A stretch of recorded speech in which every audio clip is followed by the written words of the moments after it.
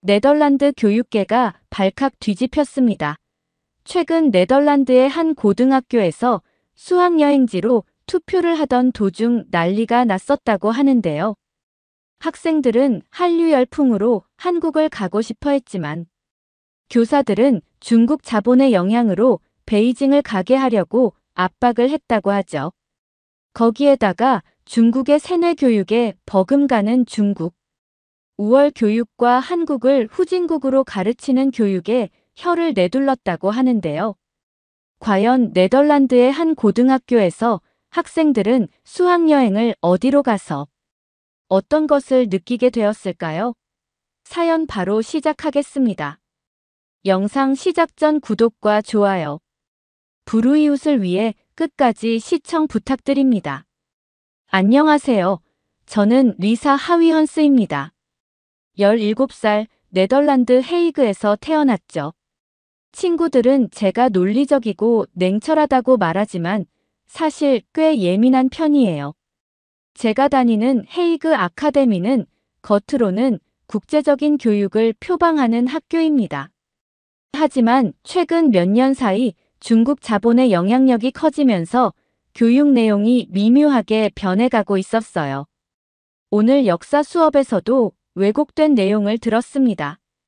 선생님은 한국을 동아시아의 작은 나라, 역사적으로 중국의 영향을 많이 받은 국가라고 설명했어요.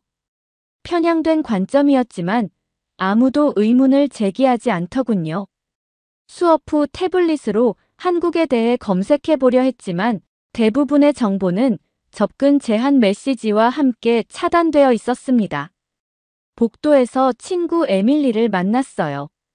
중국어 수업 듣고 있어. 베이징 유학이 내 꿈이야. 에밀리가 말했죠. 2달 전까지만 해도 프랑스 문학에 관심이 많았던 친구였는데 갑자기 달라져 있었습니다. 한국? 그냥 문화 복제품 만드는 나라 아니야? 에밀리의 말에 당황했어요. 한국은 독자적인 역사와 문화가 있어. 제가 조심스레 반박했더니 에밀리는 어색하게 웃더군요. 리사, 넌 항상 다르게 생각하는구나. 그날 오후 교장이 방송을 통해 가을 수학여행 계획을 발표했습니다. 이번 수학여행은 베이징 또는 서울 중 선택할 수 있습니다.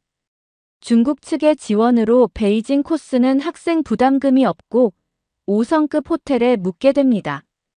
반면 서울은 추가 비용이 있고 시설도 다소 기본적인 수준이죠. 교실이 술렁였어요. 누가 봐도 베이징을 선택하는 게 이득이었습니다. 옆자리에 토마스가 말했어요. 당연히 베이징 가야지. 돈도 안 들고. 저는 밤새 고민했습니다. 왜 학교는 이렇게 노골적으로 한쪽을 편애할까? 선택지가 공정하지 않다는 생각이 들었어요. 오히려 이런 불공정함 때문에 한국에 대한 호기심이 더 커졌죠. 다음 날 신청서에 서울이라고 적었습니다.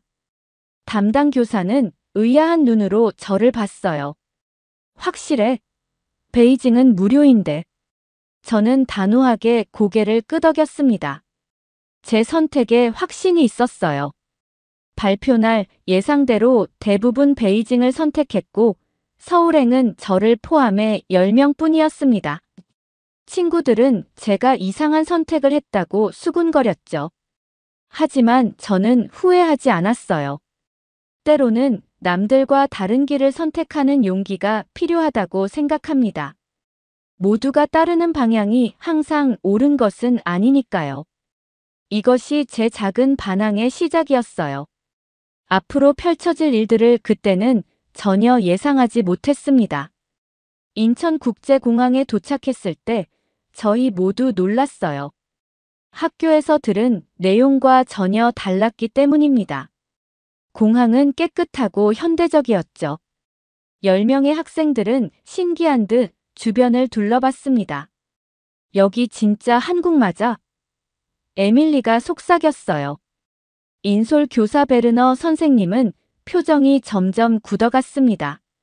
수화물을 찾고 입국 심사를 마친 후 선생님이 저희를 모았어요. 학생들, 갑작스러운 일이 생겼다. 학교에서 급한 연락이 왔어. 내일 중요한 이사회가 열린대. 내가 오늘 밤 비행기로 돌아가야 할 것 같구나. 충격적인 소식이었습니다. 선생님, 그럼 저희는요? 토마스가 물었어요. 대체 교사가 내일 도착할 거야. 하루만 너희끼리 지내면 된다. 베르너 선생님이 설명했죠. 그는 서류 봉투를 제게 건넸습니다. 리사, 내가 책임자야. 이 안에 호텔 정보와 긴급 연락처가 있어. 선생님의 표정에서 무언가 이상함을 느꼈어요. 급한 일이라기보다는 실망감 같은 것이었습니다. 떠나기 전 그가 중얼거린 말이 들렸어요. 생각했던 것과 너무 다르네. 갑자기 책임을 지게 된 저는 긴장됐지만 침착하게 행동하려 노력했습니다. 일단 유심칩부터 사자. 제안했어요. 공항 내 통신사 부스로 향했죠. 유심칩 설정 중에 토마스의 폰만 계속 오류가 났습니다. 그 사이 마르코가 화장실에 다녀온다며 자리를 비웠어요. 30분이 지나도 돌아오지 않자 모두 걱정하기 시작했죠. 경찰에게 도움을 요청해 볼까? 에밀리가 제안했습니다. 공항 안내 데스크로 가서 상황을 설명했어요. 그곳에서 만난 한국 경찰은 예상 밖으로 친절했습니다. 영어로 상황을 물어보고 신속하게 무전을 통해 정보를 공유했어요. 15분 만에 마르코를 찾았습니다. 그는 다른 터미널로 잘못 가 있었어요. 경찰은 저희에게 생수를 건네며 웃었습니다. 한국에서 좋은 시간 보내세요. 호텔로 가는 길, 저희는 조용히 대화를 나눴어요. 생각보다 괜찮은 것 같아. 토마스가 말했습니다. 에밀리도 고개를 끄덕였어요. 공항이 정말 깨끗하더라. 택시 승강장의 질서 정연한 모습도 인상적이었습니다. 사람들이 줄을 서서 차례를 기다리고 아무도 새치기 하지 않았어요.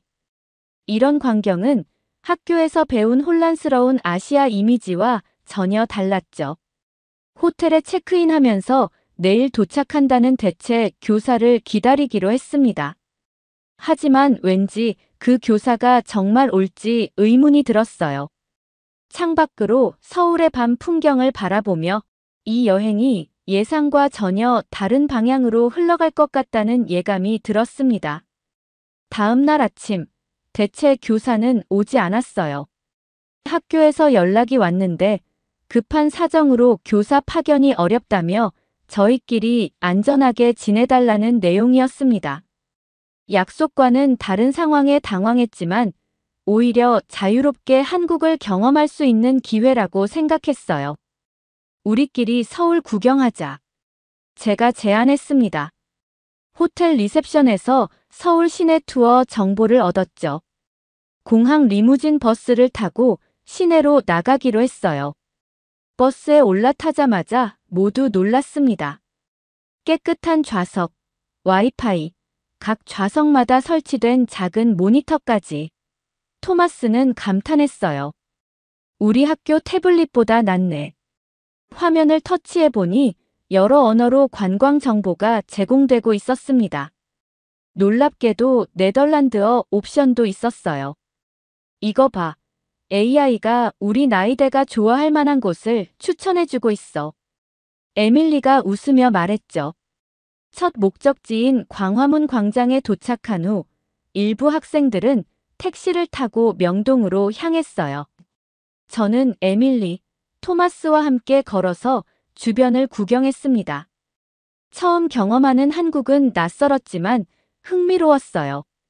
다만 메뉴판을 읽지 못해 점심을 주문할 때 약간 어려움을 겪었습니다. 1시간 후 소피아에게서 다급한 전화가 왔어요. 리사, 잭이 택시에 폰을 두고 내렸어. 명동에서 잭을 만났습니다. 그는 절망적인 표정으로 서 있었어요. 내 인생 전부가 그 폰에 들어있어. 사진, 연락처, 모든 것이. 저희가 어떻게 해야 할지 고민하는데 한 택시가 멈춰 섰습니다. 택시기사가 창문을 내리고 제게 휴대폰을 들어 보였어요. 이거 찾고 있나요? 모두 놀라서 말을 잇지 못했습니다. 기사님은 천천히 영어로 설명했어요. 승객이 두고 내린 것 같아서요. 호텔로 가져다 주려고 했습니다. 잭은 감격스러운 표정으로 폰을 받았어요. 어떻게 감사드려야 할지. 택시기사는 손사래를 치며 웃었습니다. 당연한 일이에요. 택시가 떠난 후 에밀리가 말했어요. 헤이그였다면 그 폰 영영 못 찾았을 거야. 저는 생각에 잠겼습니다. 이 나라는 단순히 시스템이 훌륭해서가 아니라 사람들이 만드는 신뢰가 있었어요. 그 택시기사는 아무도 보지 않는 상황에서도 옳은 일을 선택했습니다. 하지만 완벽한 하루는 아니었어요. 몇몇 식당에서는 영어 메뉴가 없어 소통에 어려움을 겪었고 복잡한 지하철 노선도를 이해하는데도 시간이 걸렸습니다. 그럼에도 불구하고 이런 작은 도전들이 오히려 여행을 흥미롭게 만들었어요. 호텔로 돌아오며 생각했습니다. 이런 경험은 어떤 교과서도 가르쳐주지 않았어요. 직접 겪고 느끼는 과정에서 우리의 선입견이 하나씩 무너지고 있었습니다. 한 번의 버스 여행과 택시 기사의 친절이 우리의 생각을 바꾸기 시작한 순간이었죠. 여행 3일째, 저희는 인사동을 방문했습니다. 전통 공예품 가게들이 늘어선 골목을 걷는 동안 한국 문화의 깊이를 조금씩 느끼기 시작했어요. 그런데 갑자기 뒤에서 비명 소리가 들렸습니다. 에밀리가 미끄러져 넘어진 거였어요. 전날 비가 내려 돌계단이 젖어 있었죠. 아파. 에밀리는 손목을 붙잡고 얼굴을 찡그렸습니다. 주변에 있던 한국인 두 분이 다가왔어요.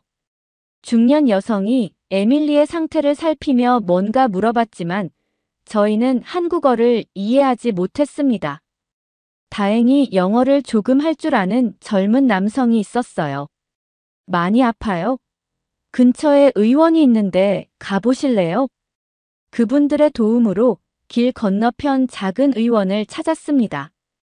의사 선생님은 태블릿 통역 앱을 이용해 에밀리와 대화했어요. 다행히 골절은 아니고 경미한 염좌였습니다. 의사는 손목에 붕대를 감아주며 영어로 간단한 주의사항을 설명해 주셨어요. 얼마를 내야 하나요? 제가 지갑을 꺼내자 의사는 웃으며 손사래를 쳤습니다. 간단한 처치라 비용이 많지 않아요. 외국인 학생들이니 특별 할인해 드릴게요. 예상보다 훨씬 저렴한 비용에 치료를 받고 나왔어요. 의원을 소개해 주신 분들은 이미 자리를 떠나고 없었지만 처음 보는 외국인들을 위해 기꺼이 시간을 내준 그분들의 친절함이 마음에 남았습니다. 괜찮아. 저는 에밀리의 상태를 걱정했어요. 에밀리는 붕대를 감은 손목을 보며 미소 지었습니다. 응, 생각보다 괜찮아. 그런데 여기 사람들 정말 친절하다. 낯선 외국인인데도 이렇게 도와주다니. 다른 친구들도 동의했어요. 토마스가 말했습니다. 네덜란드에서 이런 일이 생겼다면 사람들이 그냥 지나쳤을지도 모르지. 위기 상황에서 만난 한국인들의 친절함은 저희에게 깊은 인상을 남겼어요. 하지만 그날 모든 경험이 완벽했던 것은 아닙니다. 오후에는 길을 잘못 들어 한참을 헤맸고 언어 장벽 때문에 원하는 장소를 찾는데 어려움을 겪기도 했어요. 그럼에도 불구하고 이런 작은 시행착오조차 여행의 일부로 즐길 수 있었습니다. 저녁에 호텔로 돌아와 함께 식사하면서 그날의 경험을 나눴어요. 소피아가 물었습니다. 학교에서 배운 한국과 실제 한국이 이렇게 다를 수 있을까? 왜 이런 차이가 있는 걸까? 그 질문에 대한 답을 찾기 위해 저희는 호텔 로비에 있는 컴퓨터로 한국에 대해 검색해 보기 시작했어요.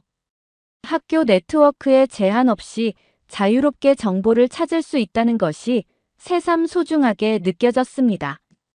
에밀리의 사고는 불행한 일이었지만 이를 통해 저희는 한국 사람들의 또 다른 모습을 보게 되었어요.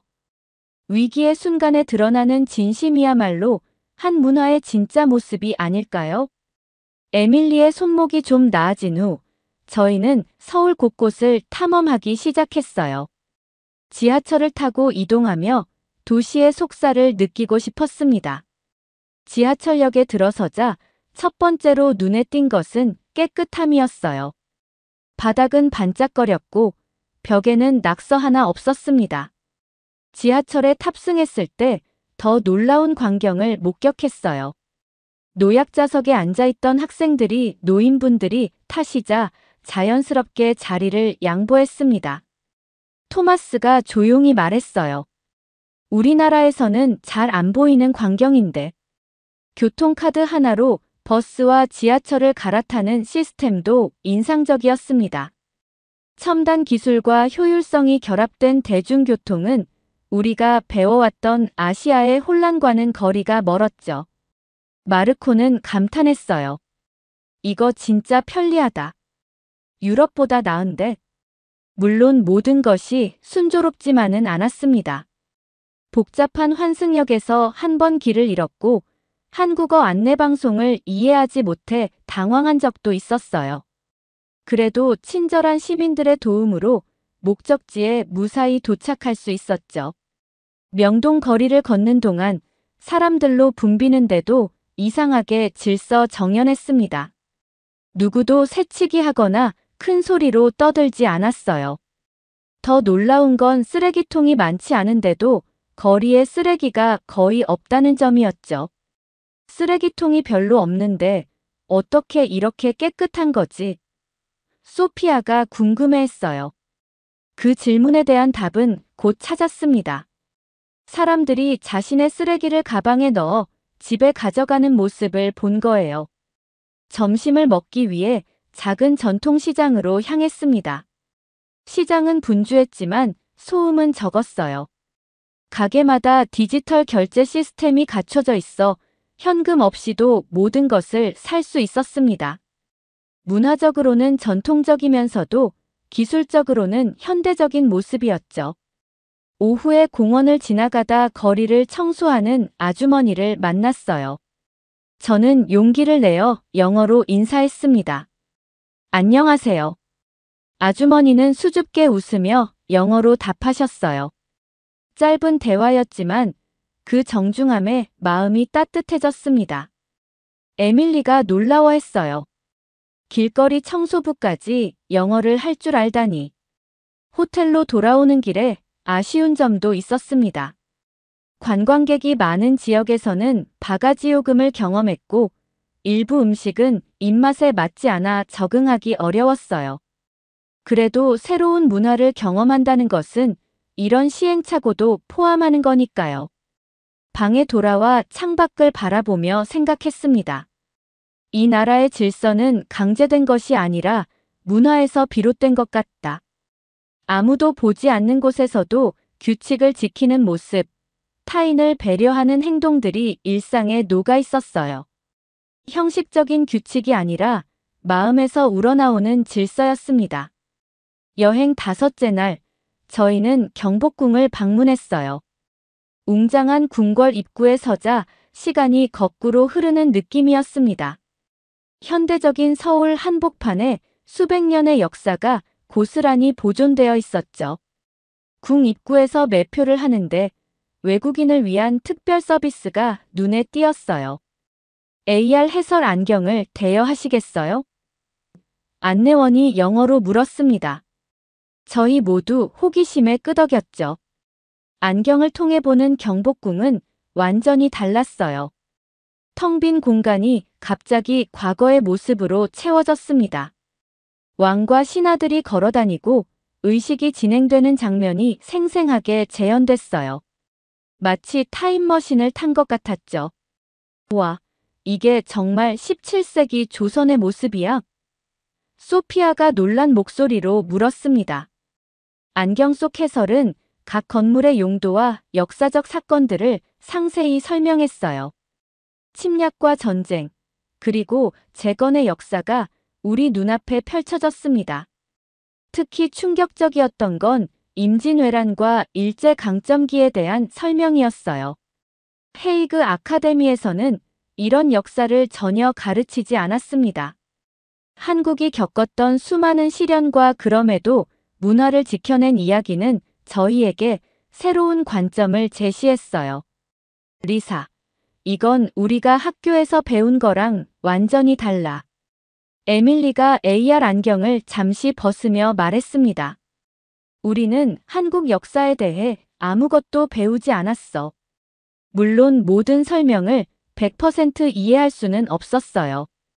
때로는 번역이 부자연스럽거나 역사적 맥락을 완전히 파악하기 어려운 부분도 있었습니다. 그럼에도 이런 신기술을 통해 과거를 체험할 수 있다는 것 자체가 놀라웠죠. 궁궐의 중심부에 도착했을 때 AR 안경을 통해 과거 조선의 국제 교류 장면이 재현됐어요. 네덜란드를 포함한 여러 나라와의 외교 관계를 보여주는 장면이었습니다. 토마스는 놀라움을 감추지 못했어요. 네덜란드와 조선이 교류했다고? 우리 역사 수업에선 언급도 안 했는데. 경복궁을 나오는 길, 저는 깊은 생각에 잠겼습니다. 지금까지 우리가 배워온 역사는 얼마나 편협했는지 실감했어요. 이 나라는 단순히 중국의 속국이 아니라 독자적인 문화와 역사를 가진 자랑스러운 국가였습니다. 더 놀라운 건 과거를 보존하면서도 첨단 기술로 재해석하는 방식이었어요. AR 기술로 역사를 생생하게 전달하면서 본질은 훼손하지 않았습니다. 전통과 현대의 조화가 자연스러웠죠. 저녁에 호텔 레스토랑에서 식사하면서 에밀리가 조용히 고백했어요. 리사, 솔직히 말할게. 이런 나라는 처음이야. 우리가 알던 것과 너무 달라.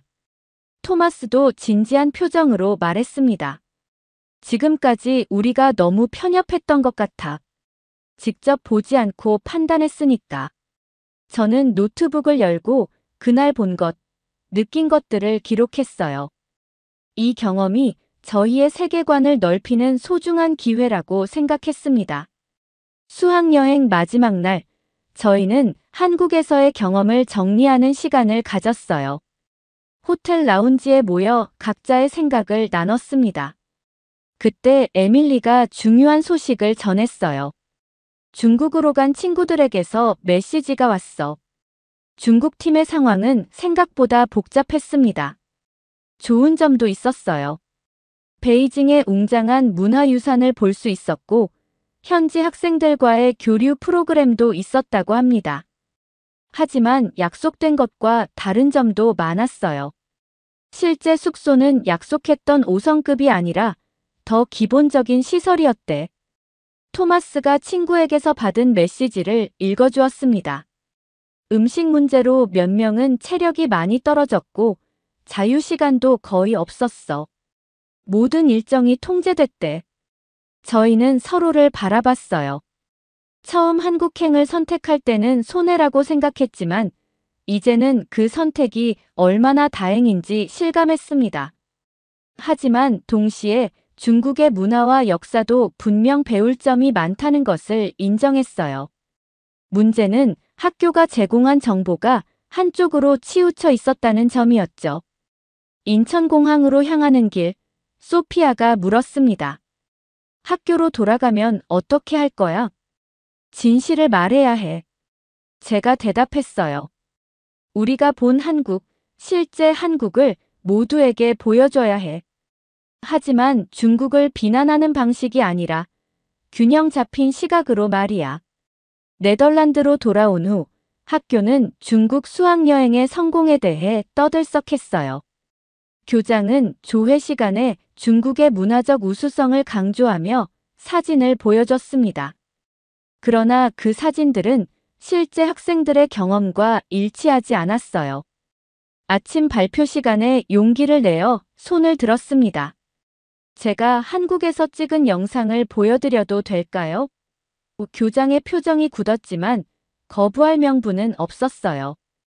대형 스크린에 저의 한국 영상이 재생되기 시작했습니다. 깨끗한 거리, 친절한 시민들, 첨단 기술과 전통이 조화된 모습들. 학생들의 표정이 점점 변해갔어요. 영상이 끝나고 잠시 침묵이 흘렀습니다. 그때 중국팀의 한 학생이 일어섰어요. 우리가 본 중국도 좋은 점이 많았어. 하지만 학교가 설명한 것과는 달랐어. 우린 양쪽 모두의 진실을 알 권리가 있어. 그 말에 많은 학생들이 동의했습니다. 일부 교사들은 당황했고 다른 교사들은 묘한 침묵을 지켰어요. 며칠 후 몇몇 양심적인 교사들이 앞으로 나섰습니다.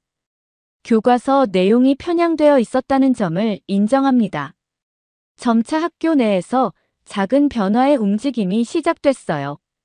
몇몇 학생들은 저와 함께 다양한 문화를 공정하게 배울 수 있는 방법을 논의하기 시작했습니다. 이것은 혁명적인 변화는 아니었지만 작은 진전이었어요. 리사, 내가 아니었다면 우린 계속 한쪽 관점만 들었을 거야. 에밀리가 제 손을 꼭 잡았습니다. 그 말에 가슴이 따뜻해졌어요. 진실은 때로 불편하지만 그것이 우리를 자유롭게 한다는 걸 깨달았습니다. 한국에서의 경험은 단순한 여행이 아니라 저희의 눈을 뜨게 한 소중한 깨달음의 여정이었어요. 한국 여행 이후 몇 주간 학교 내에서 조용한 변화가 일어났습니다.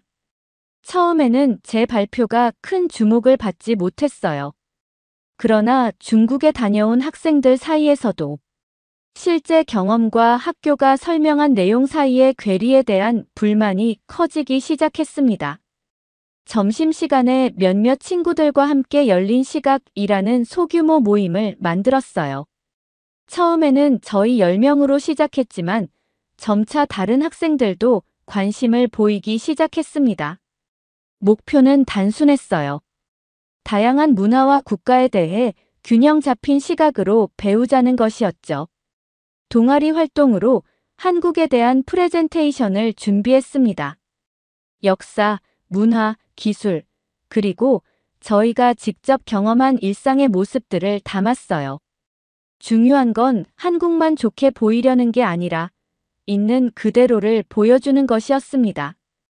언어 장벽으로 인한 어려움, 일부 음식에 적응하기 힘들었던 점 등 도전적이었던 부분도 솔직하게 공유했어요. 발표날 예상보다 많은 학생들이 참석했습니다. 중국팀에 있었던 몇몇 학생들도 와서 자신들의 경험을 나눴어요. 그들이 본 중국의 문화적 풍요로움과 역사적 가치, 그리고 현지 학생들과의 소중한 교류 경험들.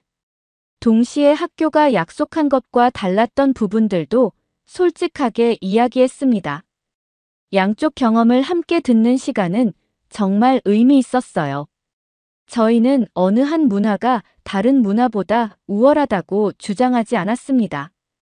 다만 모든 문화에는 배울 점이 있으며 균형 잡힌 시각으로 바라보는 것이 중요하다는 점을 강조했어요. 점차 학교 내에서도 작은 변화가 생겼습니다.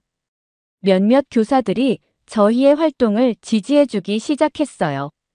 역사 선생님은 수업 중에 다양한 관점에서 생각해보자라는 말을 더 자주 하게 되었습니다. 동아시아 역사 수업에서는 한국의 독자적인 문화와 역사에 대한 내용이 조금씩 추가되기 시작했어요. 혁명적인 변화는 아니었지만 작은 진전이었습니다. 베르너 선생님은 여전히 병가 중이었고 학교 운영 방식이 하루아침에 바뀌진 않았어요. 그래도 학생들이 스스로 생각하고 질문하기 시작했다는 것만으로도 의미가 있었습니다. 어느 날 도서관에서 공부하던 중 교장 선생님이 다가왔어요. 리사, 잠깐 이야기 좀 할 수 있을까? 긴장된 마음으로 교장실로 따라갔습니다. 예상외로 교장은 부드러운 표정이었어요. 너희 활동에 대해 들었다. 비록 내가 동의하지 않는 부분도 있지만 학생들이 비판적 사고를 하는 것은 중요해. 다만 한 가지 부탁이 있어. 무엇인가요? 제가 조심스레 물었습니다. 균형을 잃지 마. 어느 한쪽만 옳다고 하지 말고 다양한 관점을 존중하렴. 교장의 말에 고개를 끄덕였어요. 그것이야말로 제가 추구하는 바였으니까요. 졸업을 앞둔 마지막 학기, 저는 대학 지원 에세이의 주제로 문화적 편견을 넘어서를 선택했습니다. 한국 여행의 경험을 바탕으로 선입견 없이 세상을 바라보는 것의 중요성에 대해 썼어요. 그 에세이는 제가 지원한 여러 대학에서 좋은 평가를 받았습니다. 에밀리는 제 옆에 앉아 미래 계획을 나눴어요. 나 한국어 배우기 시작했어. 언젠가 다시 한국에 가보고 싶어. 소피아는 국제관계학을 공부하고 싶다고 했습니다. 세계를 더 넓게 보고 싶어. 한 가지 관점에 갇히지 않는 사람이 되고 싶어. 저는 창밖을 바라보며 미소 지었어요. 짧은 여행이 저희의 인생을 이렇게 바꿔놓을 줄 누가 알았을까요? 세상을 바라보는 시선이 깨어난 것, 그것이 가장 큰 변화였습니다. 우리는 이제 스스로 생각하고 질문하고 직접 경험하는 법을 배웠어. 제가 조용히 말했어요. 친구들은 고개를 끄덕였습니다. 이것은 끝이 아니라 시작이었어요. 더 넓은 세계로 나아가는 첫걸음이었습니다. 사연자분께 전하고 싶은 말씀이 있으시면 댓글로 남겨주시면 전달해 드리겠습니다. 그러면 더욱 감동적인 다음 사연으로 넘어가겠습니다. 이탈리아로 이민 오려고 한 거 아니었어요. 왜 한국으로 돌아가요? 한국에서 살다가 다른 나라에서 못 살겠어요. 로마의 회사에서 떠나는 동료를 바라보면서 한국을 떠나온 사람이 왜 다시 한국으로 돌아가느냐고 묻고 있는데요. 한국에서 살아본 사람이 아니라면 절대 모르는 답변을 해주네요. 안녕하세요. 저는 이탈리아에서 3살 난 아이를 키우고 있는 줄리아라고 합니다. 저는 AI 알고리즘을 학습시키는 스타트업에서 일을 하고 있는데요. 제가 컴퓨터 공학과를 전공할 때까지만 해도 이렇게까지 이 사업이 대박이 날 거라고는 생각하지 못했어요. 제가 하는 일은 알고리즘에게 인간의 데이터들을 학습시키고 제대로 학습이 되었는지 점검까지 하는 일이에요. 저는 처음에는 주로 이미지를 학습시켜서 인간과 인간이 아닌 것들을 구분해내는 것들을 해냈는데요. 요즘은 사실 AI가 너무 잘 발달이 돼서 인간 구분보다는 더 디테일한 것들을 학습시키고 있어요. 자연스러운 환경을 알아서 배경까지 만드는 AI를 만들고 있거든요. 어쨌든 요 몇 년간 정말로 바쁜 시간이었어요. AI가 미국뿐만 아니라 전 세계적으로 붐이 일었거든요. 정말 야근을 전혀 안 하는 이탈리아라고 하지만 드물게 개발자로서 야근도 해야 했거든요. 저는 그때 친해진 친구가 있었는데요. 바로 수연이라는 한국인 개발자였어요. 한국에서 이탈리아로 이민을 오려고 IT 특성상 로마에서 일을 하다가요. 2년 만에 도저히 로마에서는 살 수가 없겠다고 다시 한국으로 돌아간 동료였는데요. 모두가 수연이를 좋아했어요. 일단 이탈리아 사람들은 영어를 잘 못하는데요. 수연은 영어를 기가 막히게 잘했어요. 그래서 빠르게 바뀌는 AI 학습 트렌드를 누구보다 빨리 이해할 수 있었죠.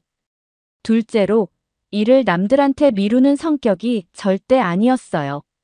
책임감이 대단했거든요. 수연이가 로마를 떠나 다시 한국으로 간다고 할 때 모두가 슬퍼했어요. 저는 수연이에게 물어봤어요. 로마에서 이민을 목적으로 온 거 아니었냐고요? 왜 다시 한국으로 돌아가냐고요? 수연이는 확신하면서 말했어요. 둘 다 살아보니까 한국이 더 좋대요. 옛날에 한국 사람들이 다른 나라로 가장 많이 가는 이유가 워라밸이었는데.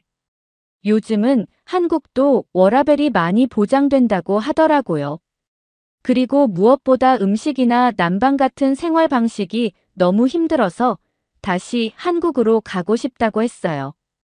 대신 언제든지 한국으로 놀러 와도 된다고 허락을 해줬죠. 그래서 동료들 중에 제가 제일 먼저 휴가를 쓰고 한국으로 가기로 했어요. 남편은 항상 한국에 가고 싶어 했기 때문에 부러워했지만 한편으로는 자유로움도 느끼는 것 같았어요. 왜냐하면 여행을 가는 사람이 온전히 육아를 해야 했으니까요. 3살짜리 아이와 함께 해외여행을 해본 적이 없었기 때문에 확실히 모험이었어요. 불안해하는 아이와 함께 로마에서 서울까지 10시간의 비행은 정말 힘들었습니다. 앤디는 처음에는 창밖을 바라보며 솜사탕 같은 구름과 작은 집들을 보며 감탄사를 연발했습니다. 하지만 몇 시간이 지나자 앤디의 인내심은 바닥을 드러냈습니다. 인천공항에 착륙하는 순간은 작은 기적처럼 느껴졌습니다. 흐트러진 모습으로 게이트를 빠져나왔지만 단단한 땅으로 돌아왔다는 사실에 감격했습니다. 저는 기본적인 문구 외에는 한국어를 잘 못해서 서울로 가는 기차를 찾는데 약간의 어려움을 겪었습니다. 하지만 현지인들이 매우 친절하게 도와주었고 결국 올바른 장소로 갈 수 있었어요. 웬만은 낯설고 새로운 언어에 매료되어 들리는 모든 한국어 단어를 계속 반복했습니다. 서울역에 도착했을 때는 이미 수연이가 저를 데리러 왔어요. 하루를 지나고 다음 날부터 한국 여행을 시작하기로 했죠. 첫 번째 방문지는 롯데월드였는데 이곳에서는 어린 소녀들이 공주 분장을 하고 공원을 행진하는 퍼레이드를 할 수 있었습니다. 수연이가 이런 행사가 있다는 얘기를 들었기 때문에 3살인 앤디가 정말 좋아할 것 같았어요. 도착하자 앤디는 반짝이는 성과 화려한 드레스와 티아라를 입은 아이들이 군중을 향해 손을 흔드는 모습을 보며 눈을 반짝였습니다. 분장실로 곧장 이동한 앤디는 다양한 색상과 스타일의 벨 오브 더 볼 드레스, 진열대를 보고 입을 다물지 못했습니다. 그녀는 거의 30분 동안 여러 가지 옵션을 놓고 고민하다가 마침내 크리스탈 왕관과 어울리는 라일락색 무도회 드레스를 선택했습니다. 환자 도우미가 앤디를 도와 볼륨감 있는 얇은 명주 그물과 쉬폰 소재의 드레스를 입히는 동안 앤디는 순수한 기쁨으로 몸을 흔들었습니다. 옷을 입은 후 저는 그 모든 공주님 옷에 가려져 제 딸을 거의 알아보지 못했습니다. 하지만 딸의 얼굴에 가득한 환한 미소는 틀림없었어요. 거울에 비친 자신의 당당한 모습에 너클 잃은 채 이리저리 뛰어다녔어요. 바로 그때 수연 씨가 3살 배기 딸 민지 양과 함께 탈의실에 도착했습니다. 민지는 하늘색 신데렐라 드레스에 흰 장갑을 끼고 은색 슬리퍼를 신고 있었습니다. 앤디는 드레스를 자랑하기 위해 달려와 민지에게 왕관 보석을 비교했습니다. 그런 다음 새 공주 친구들은 함께 손을 잡고 퍼레이드 시작 장소로 걸어갔어요. 그곳에서 앤디와 민지는 드레스를 입은 다른 10여 명의 어린 소녀들을 만났습니다. 도우미가 어린아이부터 나이 많은 아이까지 순서대로 배치했습니다. 앤디는 군중 속에서 카메라를 들고 있는 저를 발견하고 신나게 손을 흔들었어요. 음악이 시작되고 모두가 환호성을 지르자 소녀들은 차선을 따라 행진하기 시작했습니다. 제 딸은 라일락 드레스를 입고 키가 크고 당당하게 걸으며 순수한 공주의 매력을 모두에게 발산했습니다. 딸은 제가 그 순간을 잘 포착하고 있는지 확인하기 위해 몇 발자국마다 멈췄어요. 옆에 있던 민지도 수연이와 똑같이 사진을 찍었습니다. 산책로 중간쯤에 작은 플랫폼이 있었는데 그곳에서 각 소녀들은 멈춰서서 사람들에게 왕족처럼 손을 흔들고 지나가는 공원. 손님들에게 자신의 드레스를 뽐낼 수 있었습니다. 실로 아이들을 위한 서비스가 아닐까 생각했어요. 물론 로마에도 디즈니랜드가 있긴 한데요. 이렇게 아이들이 직접 참여할 수 있는 건 별로 없었거든요. 그리고 아이들이 놀이공원에 가면 사실 탈 수 있는 놀이기구들이 별로 없잖아요. 실로 아이들을 위한 서비스가 아닌가 싶었어요. 그리고 저녁에는 수연이네 집에서 맥주를 마셨는데요. 하루 종일 육아를 같이 해줘서 고맙다고 수연이네 부인이 불고기 한 상을 차려줬어요. 사실 앤디가 한식을 먹어보는 게 처음이라서 너무 걱정이 많았는데요. 제 딸은 파스타나 치킨, 너겟 같은 밋밋한 요리만 좋아하는 편식하는 편이거든요. 하지만 식사를 거부해서 친절한 호스트의 기분을 상하게 하고 싶지 않았습니다. 엄마 이게 다 뭐예요? 라고 속삭였습니다. 저는 수연 삼촌이 감사의 의미로 먹어보라고 한 특별한 한국 음식이라고 부드럽게 설명했습니다. 앤디는 진홍색 김치 큐브를 의심스럽게 들여다보았지만 맛보려는 움직임은 없었다. 바로 그때 수연이의 와이프인 준이가 지글지글 지글거리는 불고기 한 접시를 건네며 천상의 향을 내뿜었다. 이게 한국 최고예요. 그녀는 자랑스럽게 외쳤다. 앤디는 익숙한 고기 굽는 냄새에 이끌려 기분이 좋아졌습니다. 수연 씨가 고기를 더 굽고 불고기를 돌리면서 저는 딸이 처음 한 입 베어 무는 모습을 지켜보며 숨을 죽였습니다. 딸아이가 천천히 씹으며 놀란 듯 눈을 크게 뜨는 게 보였습니다. 맛있다. 앤디는 벌써 포크로 음식을 더 집어먹으며 외쳤습니다. 안도감에 가슴이 부풀어 올랐다. 저녁 식사 내내 준이는 앤디의 접시에 단백질과 채소를 잔뜩 쌓아주면서 공주 드레스를 입은 앤디의 모습을 어눌한 영화로 칭찬했다. 놀랍게도 앤디는 그 모든 것을 먹어치웠다. 그녀는 약간의 회유 끝에 김치까지 맛보았습니다. 대놓고 거부할 수도 있었던 앤디를 부드럽게 한국 음식에 적응시켜준 새 친구들에게 정말 감사했습니다. 그날 밤 지친 앤디를 자장가를 부르며 침대에 눕혔을 때 앤디의 배는 잡채 소불고기 김치전으로 가득 차 있었어요. 5년 동안 먹어본 음식을 모두 합친 것보다 더 많은 새로운 음식을 하루에 먹어본 셈이었다. 그리고 저희가 이야기를 하는 사이에 민지와 앤디는 같이 잠이 들어버렸어요. 저는 딸을 데리고 가려고 했는데요. 수연이는 저랑 앤디가 민지 방에서 자고 가라고 했어요. 자기들은 민지를 데리고 자면 된다고요. 집에 갈까 생각했는데 너무 늦은 시간이고 앤디가 너무 깊게 잠들어 버려서 차마 깨울 수가 없었어요. 그래서 수연이네 부부와 함께 술을 마시고 잠이 들었는데요. 저는 사실 바닥에서 처음 짜보는 거였거든요. 온돌 때문에 깜짝 놀랐어요. 바닥에 담요와 푹신한 쿠션이 깔린 아늑한 공간을 마련해줬어요. 바닥에서 자는 것은 처음이었는데 한국의 전통 온돌 난방 시스템인 온돌에 놀랐습니다.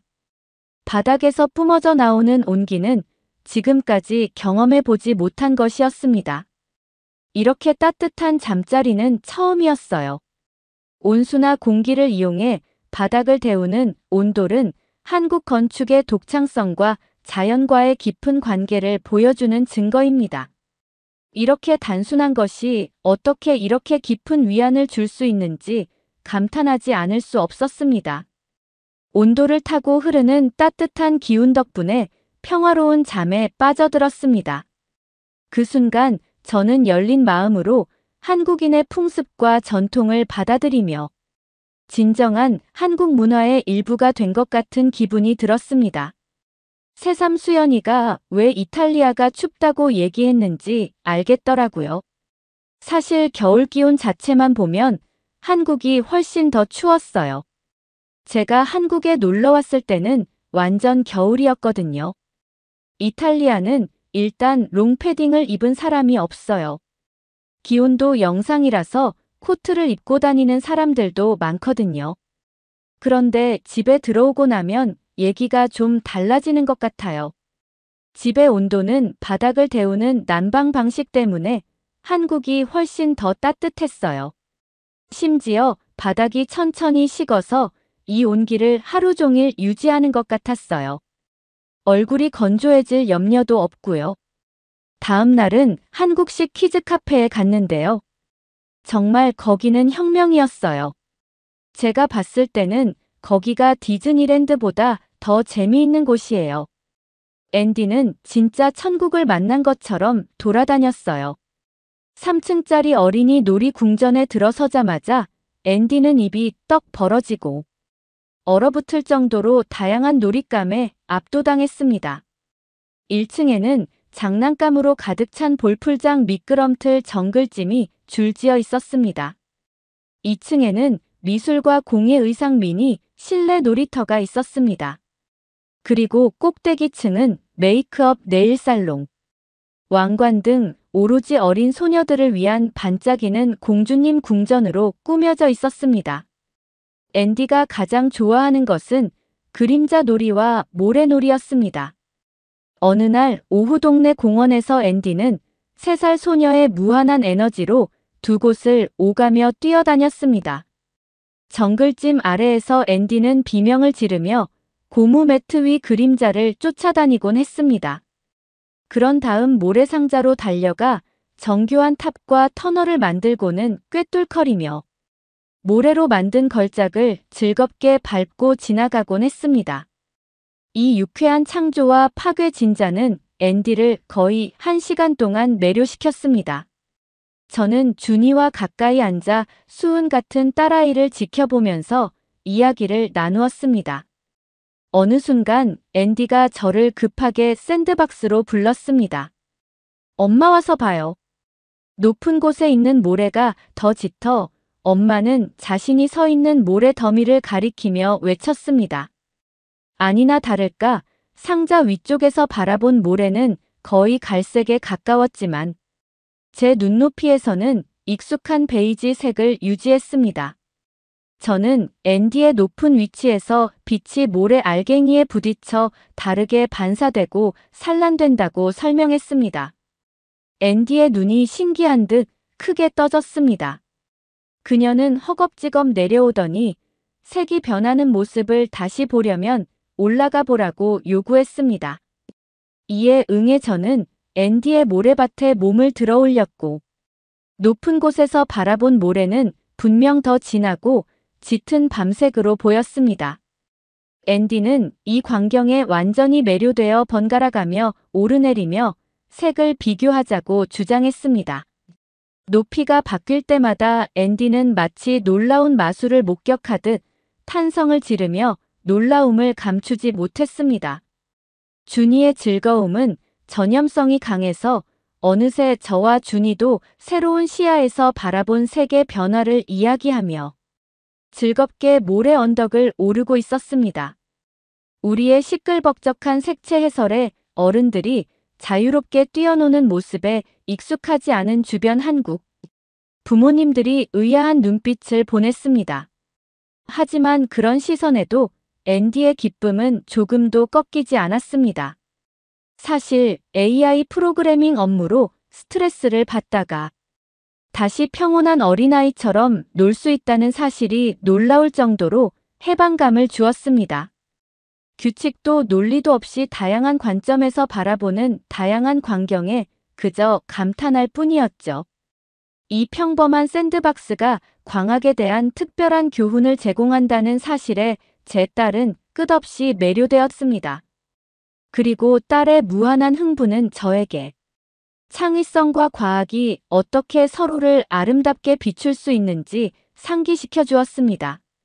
마지막 날은 이제 수연이네 집에 신세를 질 수가 없어서 본격적으로 앤디와 관광을 했는데요. 첫 번째 목적지는 국립중앙박물관이었어요. 제가 정말 놀랐던 점이 있는데요. 저는 이렇게 퀄리티 높은 작품들을 온전히 자기 나라 것들로만 채워놓은 곳은 처음이었어요. 대부분의 유럽 박물관들은 자국의 작품들도 있지만 이집트 문명이나 다른 나라 것들을 가져온 게 많거든요. 하지만 국립중앙박물관의 광활한 갤러리를 돌아다니면서 저는 모든 작품이 5,000년이 넘는 한국 고유의 문화와 역사, 예술적 전통을 반영하고 있다는 사실에 놀랐어요. 이제는 한국 고유의 것이 되었습니다.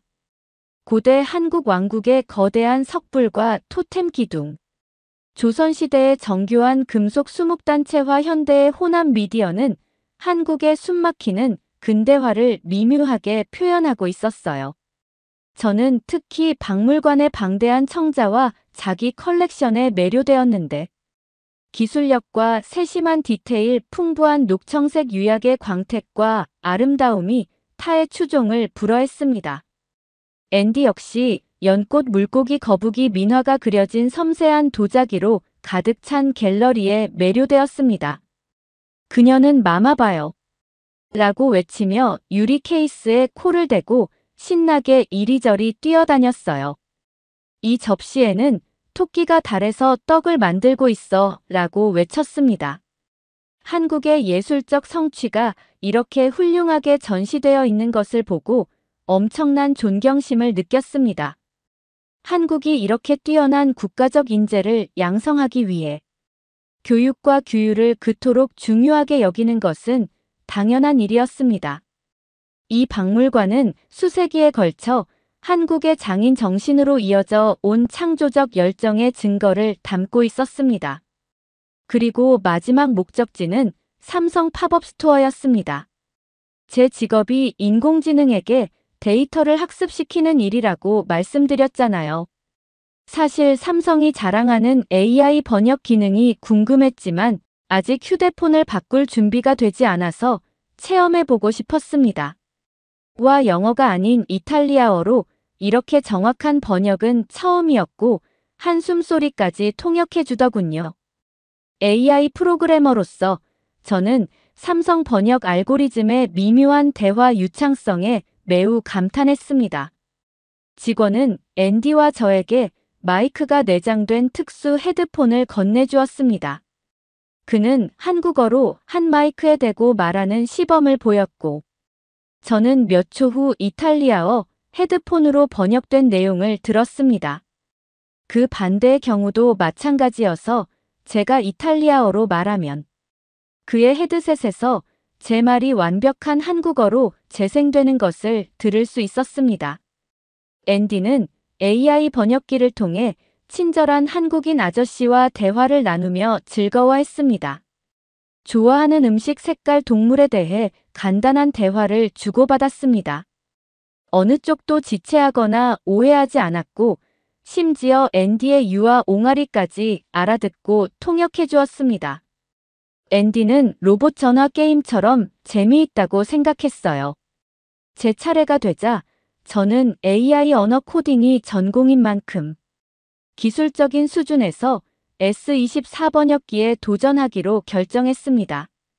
저는 컨볼루션 신경망, 마르코프 모델 데이터 클러스터링 알고리즘에 대해 빠르게 이야기했습니다.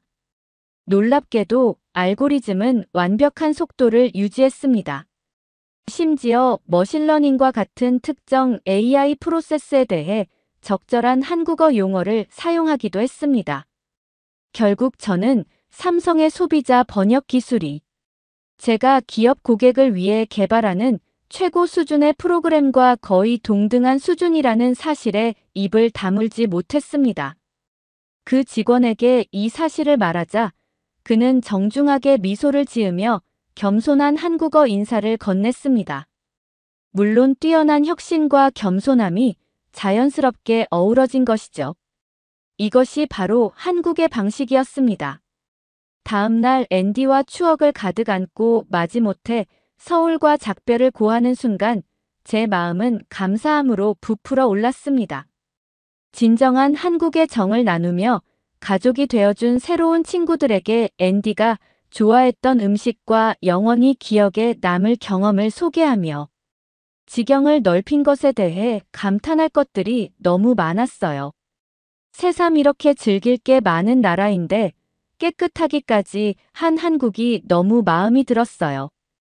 괜히 수연이가 다시 한국으로 돌아간 게 아니라는 생각이 들더라고요. 그런데 AI 번역기를 만든 삼성을 보면서 또 생각했어요. 이렇게 무시무시한 걸 만들어낼 정도면 워라밸이 해결되는 게 맞나 싶어서요. 그러면 더욱 재미있는 다음 사연으로 넘어가겠습니다.